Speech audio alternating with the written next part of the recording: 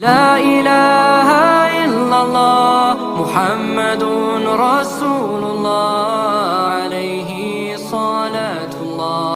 من الشيطان الرجيم.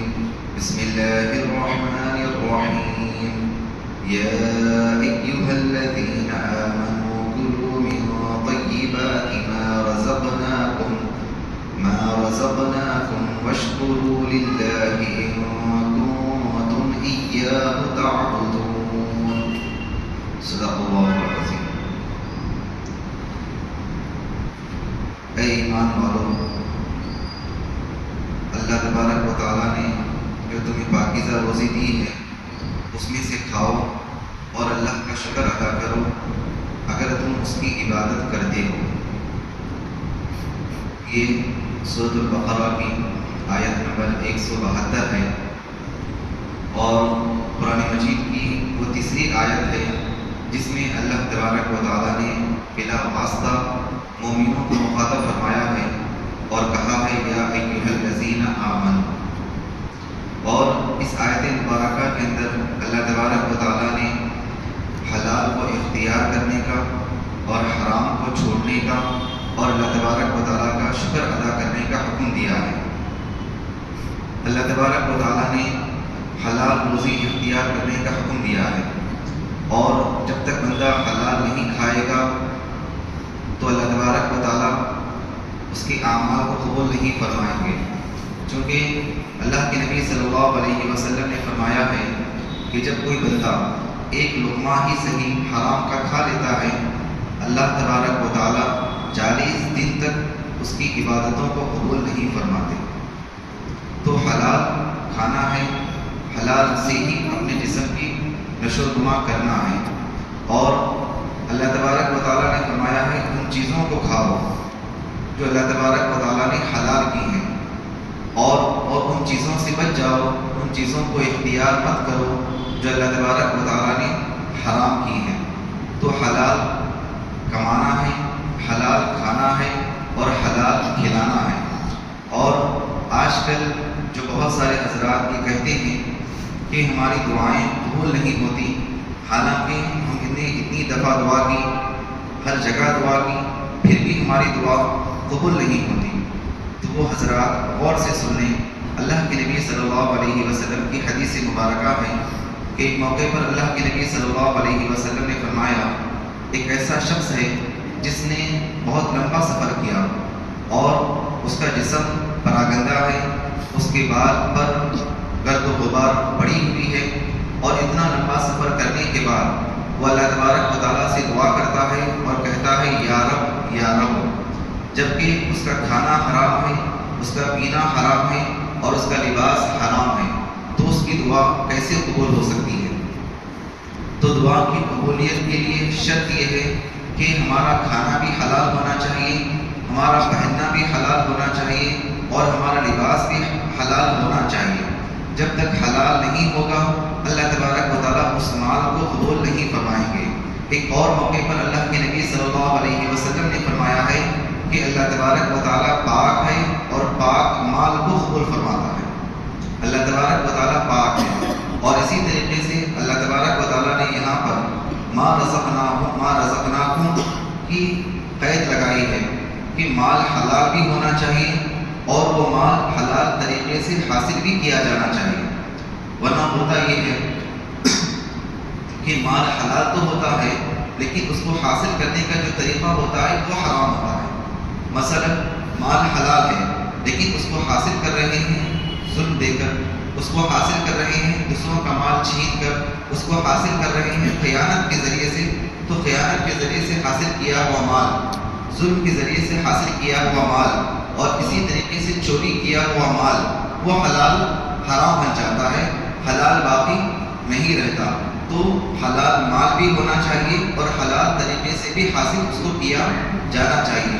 اور اسی طریقے سے اللہ کے نبی صلی اللہ علیہ وسلم نے فرمایا ہے کہ اللہ تبارک و تعالیٰ پاک ہے اور پاک مال کو قبول فرماتے ہیں.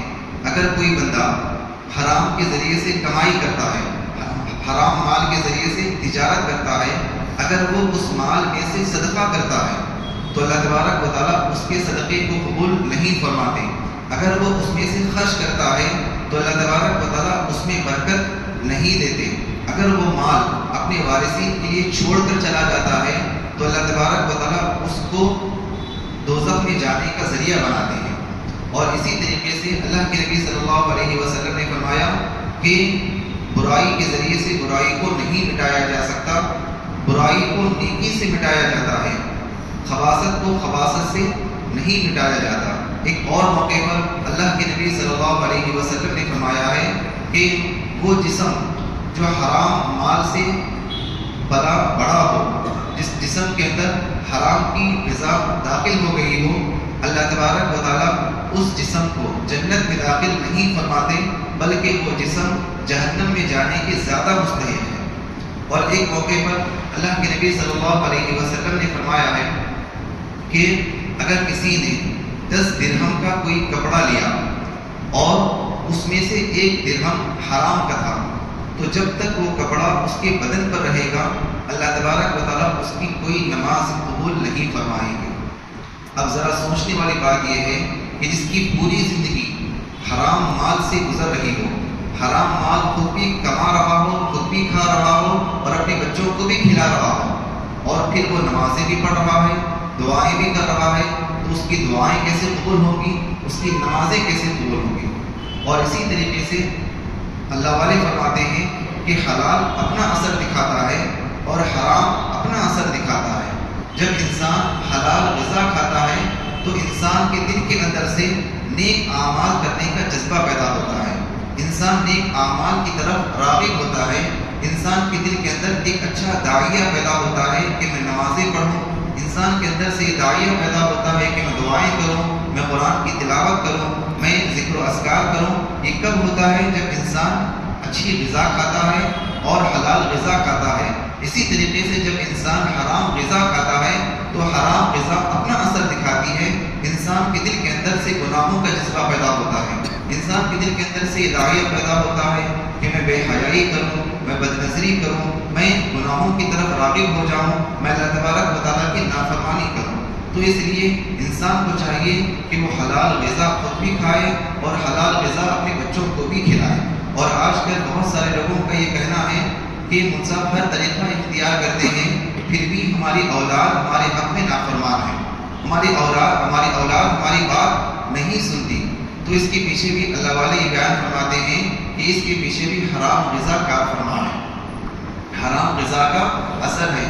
جب تم اپنے بچوں کو حرام غذا کھلاؤ گے تو تمہاری اولاد فرما بردار نہیں بن سکتی، تمہاری اولاد متقی اور پرہیزگار نہیں بن سکتی.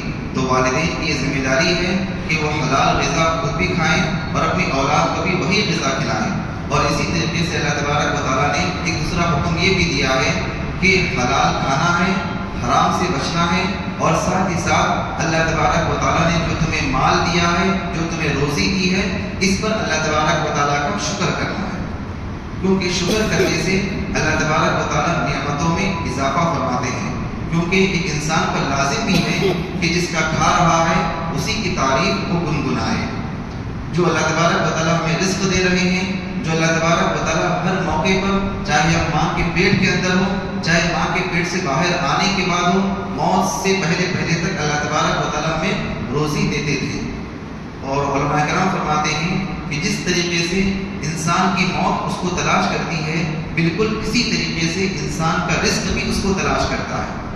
تو اللہ تبارک و تعالیٰ نے جب ہمیں روزی دی ہے، اللہ تبارک و تعالیٰ کی نعمتوں سے ہم فائدہ اٹھا رہے ہیں، تو ہم پر یہ لازم ہے، ہم پر یہ واجب ہے کہ ہم اللہ تبارک و تعالیٰ کا شکر کریں. اور علماء کرام بیان فرماتے ہیں کہ شکر کرنے میں یہ بھی داخل ہے کہ زبان کا شکر یہ ہے کہ انسان اللہ تبارک و تعالیٰ کی تعریف، اللہ تبارک و تعالیٰ کی بڑائی بیان کرے. اور جسم کا شکر یہ ہے کہ انسان اپنے جسم سے اللہ تبارک و تعالیٰ کی عبادات کو انجام دے. اور اللہ تبارک و تعالیٰ نے قرآن مجید کے اندر ایک دوسرے مقام پر فرمایا ہے لَإِن شَكَرْتُمْ لَأَزِيدَنَّكُمْ وَلَإِن كَفَرْتُمْ إِنَّ عَذَابِي لَشَدِيدٌ. اگر تم شکر کرو گے تو اللہ تبارک و تعالیٰ تمہاری نعمتوں میں اور اضافہ کرے گا، اور اگر تم ناشکری کرو گے تو جو نعمتیں اللہ تبارک و تعالیٰ نے تمہیں دی ہیں وہ نعمتیں بھی تم سے اللہ تبارک و تعالیٰ چھین لے گا. اور تاریخ اس بات پر گواہ ہے کہ جن کے پاس کچھ نہیں تھا، جب انہوں نے اللہ تبارک و تعالیٰ کا شکر کیا تو اللہ تبارک و تعالیٰ نے ان کو بہت کچھ دے دیا، اور جن کے پاس بہت کچھ تھا، جب انہوں نے اللہ تبارک و تعالیٰ کی ناشکری کی تو اللہ تبارک و تعالیٰ نے ان سے سب کچھ چھین لیا۔ اور تاریخ اس بات پر گواہ ہے کہ جنہوں نے شکر کیا وہ آج کے غریب تھے، کل کے امیر بن گئے، اور جنہوں نے اللہ تبارک و تعالیٰ کی ناشکری کی وہ آج کے امیر تھے، کل کے غریب بن گئے۔ تو انسان کو چاہیے کہ وہ حلال غذا کھائے، انسان کو چاہیے کہ وہ حرام سے بچے، انسان کو چاہیے کہ وہ اللہ تبارک و تعالیٰ کا شکر ادا کرے۔ دعا کیجیے کہ اللہ تبارک و تعالیٰ ان تمام کہی باتوں پر مجھے اور آپ کو عمل کرنے کی توفیق عطا فرمائے۔ آمین۔ ہمارا توفیق بھی اللہ دے۔